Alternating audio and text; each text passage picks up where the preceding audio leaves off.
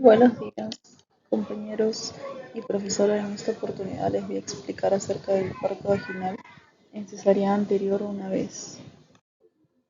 Vamos a hablar sobre una breve introducción. Vamos a ver que en los lugares de África, Europa y Asia lo que tenían era una tendencia más de parto vaginal, a diferencia de Estados Unidos, donde se solía dar cesárea en mujeres que eran cesáreas anteriores una vez.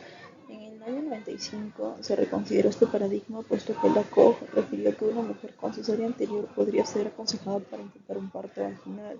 Desprende que del 85 al 96 hubo un incremento de tasa de partos vaginales casi hasta un 28%.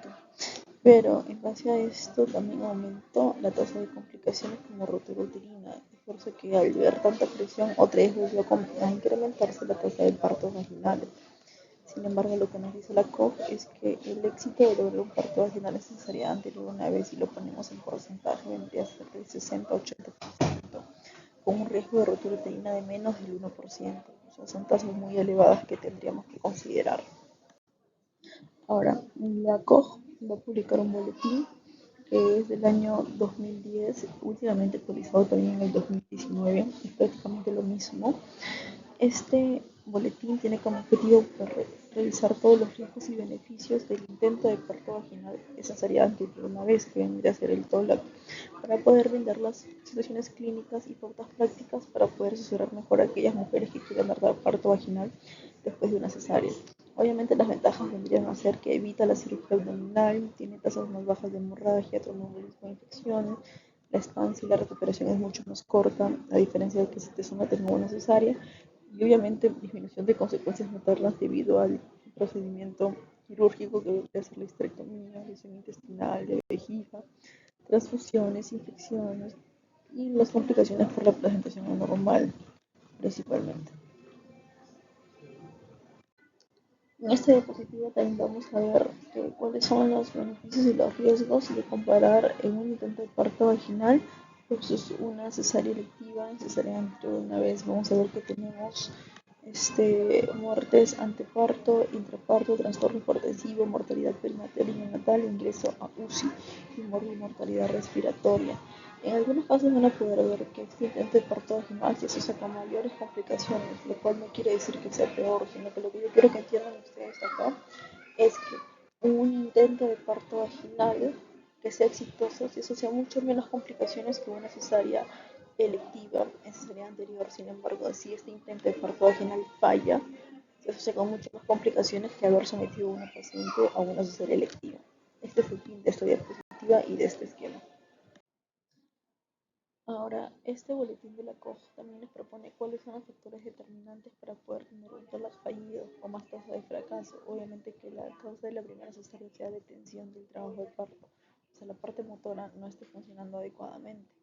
Mujeres sometidas a inducción al trabajo de parto, aumento de la edad materna, de la edad gestacional, del IMC, periodo intergenésico corto, lo que se estipula en algunas guías es menos de 2 años o menos de 1 año y 6 meses, que vendría a ser menos de 19 meses, gestante con trastorno hipertensivo del embarazo, y para ello se ha creado diferentes sistemas de puntuación de acuerdo a cuál es el que nosotros deberíamos utilizar en qué momento para poder ayudar a predecir un parto vaginal en cesárea anterior una vez. Esto es lo que te explica este artículo, ¿no?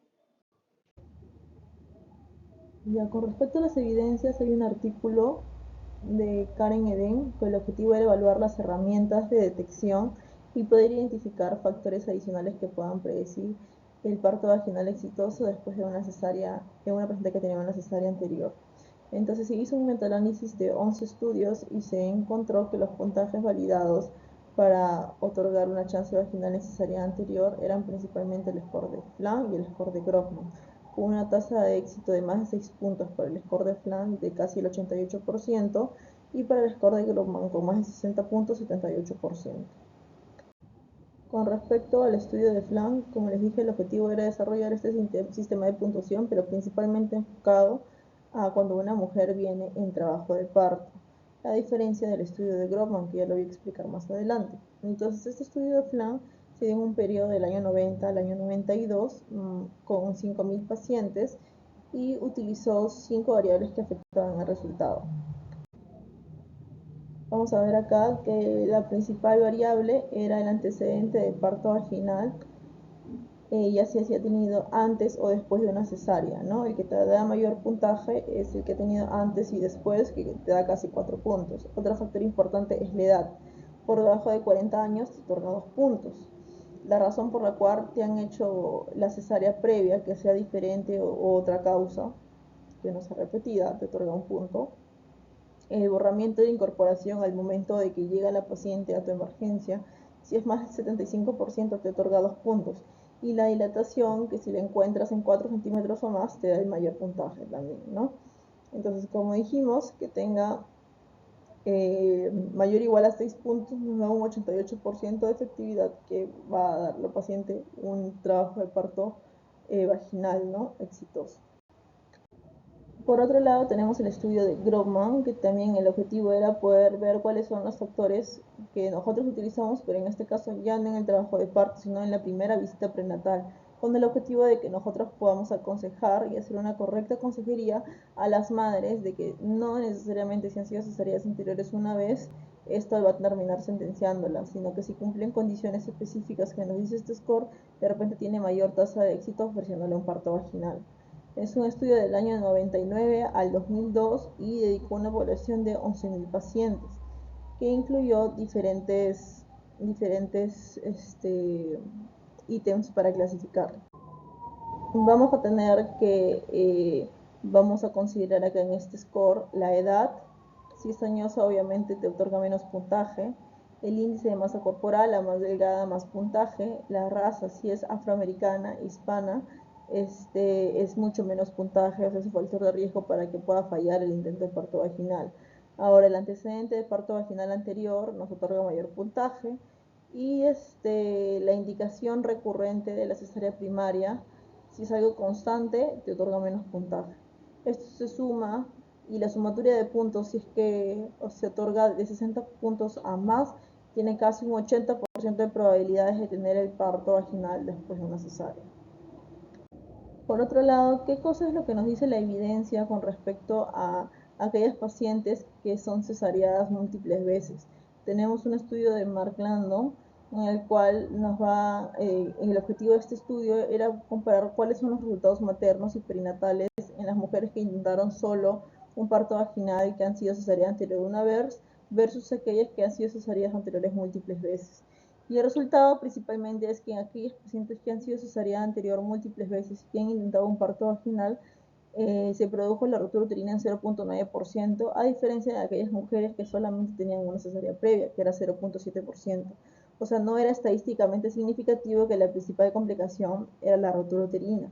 Sin embargo, sí pues se ha visto un incremento de las tasas asociadas a histerectomía y transfusión con respecto a múltiples partos por cesárea. Entonces aquí lo principal que nos debe preocupar no es en sí la ruptura uterina, sino las complicaciones debidas a ofrecerle una cesárea extra a una paciente que ya tiene múltiples cesáreas. Como pueden ver acá, la histerectomía y la transfusión sí son significativas. Sin embargo, la ruptura uterina no llega al nivel de significancia adecuado, ¿no? O requerido.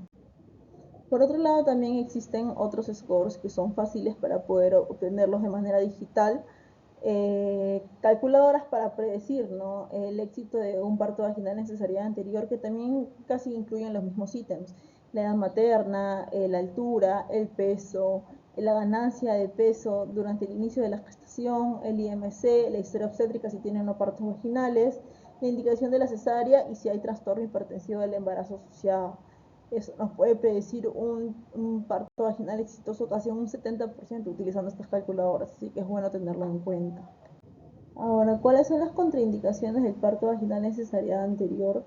Vamos a ver que la bibliografía de la Clinic Barcelona nos dice que hay unas contraindicaciones absolutas y unas contraindicaciones relativas.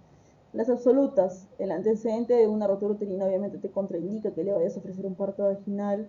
Aquellas cesáreas no segmentarias que de repente se hayan complicado y hayan hecho una incisión corporal o invertida, aquella cirugía que haya tenido invasión de la cavidad endometrial, por ejemplo las miomectomías, ¿no?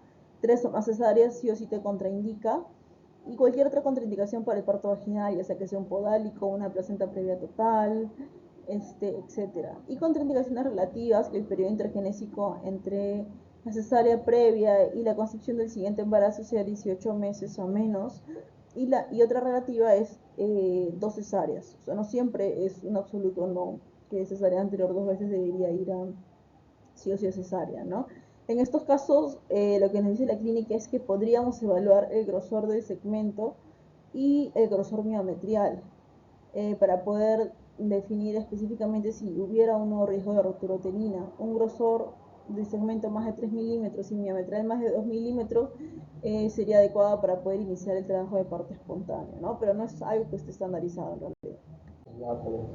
Con respecto a la inducción del trabajo de parto en cesárea anterior, también lo que nos dice la clínica es que está completamente contraindicado el uso de análogos de la prostaglandina E1 por el riesgo incrementado de ruptura uterina que va casi a un 11%. Sin embargo, podríamos utilizar otros análogos como el análogo de la prostaglandina E2, que es la inoprostona. O en su defecto, si queremos inducir o acentuar el trabajo de parto en una paciente que de repente la dinámica uterina que ya estaba viendo bien se ha ido, podríamos ofrecer en este caso la oxitocina. Pero la dosis inicial y la dosis topi es diferente a una paciente que nació cesárea anterior, y tenemos que recordarlo, que nosotros iniciamos con las dosis más bajas para poder alcanzar una dinámica uterina efectiva, en este caso de 1 a 2 mil unidades, y vamos incrementando esa misma cantidad cada 20 minutos, y la dosis tope máximo de 20 mil unidades. Con respecto a las recomendaciones del Colegio Francés para parto vaginal en cesárea anterior, ¿cuáles son los factores que influyen en un TOLAC exitoso? Como les dije también, y lo que lo proponía la COC y la Clínica Barcelona, antecedente parto vaginal y un cuello Bishop favorable, que es lo que nos vimos en el score de Flan, tanto la incorporación como la dilatación con la cual la paciente llega en trabajo de parto. Ahora, aquellos factores que de repente nos van a hacer una mayor tasa de fallo va a ser la edad avanzada, antecedente de 2 o más cesáreas, IMC aumentado más de 30, embarazo prolongado más de 41 semanas y peso al nacer más de 4 kilos. Ahora te dicen que la pelvimetría de rayos X y la evaluación ecográfica no es que esté recomendado hacerlo de rutina. Otra cosa es importante, otro de los puntos importantes que también mencionó el Colegio Francés es que aquellas pacientes con incisión corporal alta, T invertida, siempre van a ser electivas. Sin embargo, un punto importante a recalcar es que pacientes con 3 cesáreas previas que hayan tenido en esta cuarta una muerte fetal intrauterina es la única contraindicación para no ofrecer una cesárea electiva, sino que en este caso podrías ofrecerle un parto vaginal porque el feto ya no está vivo, ¿no? Otros acápites que nos da el Colegio Francés con respecto al artículo de parto vaginal vendría a ser aquellas en presentación podálica que te dice que la versión cefálica externa no aumenta el riesgo de ruptura uterina. Entonces tú podrías ofrecer en un paciente que tiene una posición podálica la chance vaginal si es necesaria anterior siempre y cuando le vayas a hacer estas maniobras de versión. Por otro lado, embarazos gemelares en los que ambos estén cefálicos no contraindicaría, y también aquellas mujeres que tienen partos prematuros antes de las 37 semanas, el riesgo de ruptura uterina es casi equiparable en un término, entonces tampoco lo contraindica. Por otro lado, con respecto a la inducción de trabajo de parto, si nosotros tuviéramos que elegir desde lo más benigno hacia lo más sofisticado para poder ofrecer la inducción, tendríamos que lo principal que deberíamos hacer primero en una paciente que la parte motora no está yendo muy bien es la miotomía o la ruptura de las bolsas en la paciente como primera línea. Segunda opción, la dilatación mecánica. En este caso tenemos balón transcervical o puede ser con una sonda Foley, ¿no? Y la otra, que es ya por medicamentos, vendría a ser la oxitocina, ¿no? Pero como les dije, a dosis más baja. Y si no hay una progresión activa de la dilatación más de 3 horas, tratar de suspender y ver otras medidas, como en este caso, pues que sería la cesárea electiva, ¿no? Ahora, consideraciones especiales que hay que tener en aquellos pacientes que nosotros le ofrecemos parto vaginal en cesárea anterior es que si le damos analgesia epidural que no esté contraindicada, tenemos que tener en cuenta que podría prolongar la segunda fase del trabajo de parto y muchas veces enmascarar el dolor originado por la posible rotura uterina que se esté originando. Es por eso que debemos tener en claro bastante cuáles son los signos y síntomas de una paciente que está teniendo una rotura uterina inminente, que vendría a ser principalmente la inestabilidad hemodinámica. La paciente se vuelve taquicárdica, hipotensa, sangrado vaginal activo rojo rutilante, la caída de los latidos cardíacos fetales y la palpación de las partes fetales per se en la cavidad abdominal, ¿no? además del dolor intenso, porque como les digo, se puede enmascarar por la analgesia. Con respecto a la guía IETSI, que es lo que propone Salud, que es nuestro hospital, vamos a ver cuáles son los criterios de indicación y las contraindicaciones sobre parto vaginal en cesárea anterior, que son un poco distintas a las que nos mencionan otras guías, como la guía canadiense o la guía francesa. Vamos a tener que se va a dar una prueba de parto vaginal en todas las pacientes que, por ejemplo, han tenido una sola cesárea previa con una incisión segmentaria, que esté encajado en posición cefálica, que el cervix tenga buenas condiciones y sea favorable, que el feto en relación a la pelvis sea adecuada, el ponderado fetal, esto sí es lo que varía, por debajo de 3.800, el periodo intergenésico mayor a 18 meses, que no hayan habido complicaciones sépticas en el anterior parto por cesárea, posibilidad de que pueda atenderlo un especialista capacitado, que haya sangre, que haya una sala de operaciones cerca y la edad materna menos de 40 años, ¿no? Y obviamente también que la madre quiera, porque puede ser que tenga todas las condiciones, sin embargo la madre puede no aceptar y sí o sí va a tener que ir a cesárea.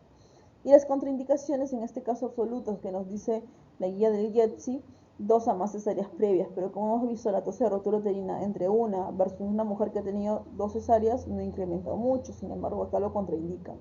Cesárea anterior con periodo intergenésico por debajo de los 18 meses, una incisión corporal o en T invertida, partos pretérminos que hayan sido cesareadas antes de las 32 semanas, que hayan sufrido complicaciones como endometritis. Aquí sí toman en cuenta el grosor del segmento, que sea por debajo de 3.5 a la semana 38, que sea podálico, que sea una fertilización in vitro, que sea una cirugía que haya tenido entrada a la cavidad endometrial, un feto con ponderado mayor a 3.800 o un embarazo gemelar. Ok, y ahora algo importante que nos pone el artículo de Billot es con respecto al parto vaginal posterior a miomectomía. Lo que nos dice hoy la guía del IETSI y muchas guías como la COG y el colegio francés y canadiense es que lo contraindican siempre y cuando haya entrada a la cavidad endometrial. Sin embargo, en este estudio de Billot el objetivo era comparar los resultados en base a aquellos pacientes que tenían cicatriz de miomectomía versus cesárea transversa en el segmento. Y bueno, el resultado final fue el éxito del parto vaginal, casi un 88% después de la miomectomía frente a un 73% después de una cesárea. Eso significaría de que el parto vaginal después de una miomectomía podría seguir siendo una opción. Ahora, como para culminar los mensajes a casa que debemos llevarnos sí o sí con respecto a este tema, es que el parto vaginal después de una cesárea anterior se asocia con mucho menos complicaciones que la cesárea electiva. Sin embargo, cuando tenemos un TOLAC fallido o un intento de parto vaginal que no da, que no termina en éxito, se asocia con mucho más complicaciones que el ofrecer una cesárea en primera instancia. Los criterios más importantes para poder tener un TOLAC exitoso sería la historia de parto vaginal previo, o sea, antes o después o ambas. Ahora, ¿cuál es la escala de predicción de éxito en un TOLAC que se utiliza más frecuentemente en el trabajo de parto? El score de Flank. Y la que se utiliza en el primer control prenatal, como les comenté, era el score de Grobman. Ahora, el parto vaginal después de una cesárea anterior 2 veces podría seguir siendo una opción, al igual que en aquellas pacientes que tienen una miomectomía.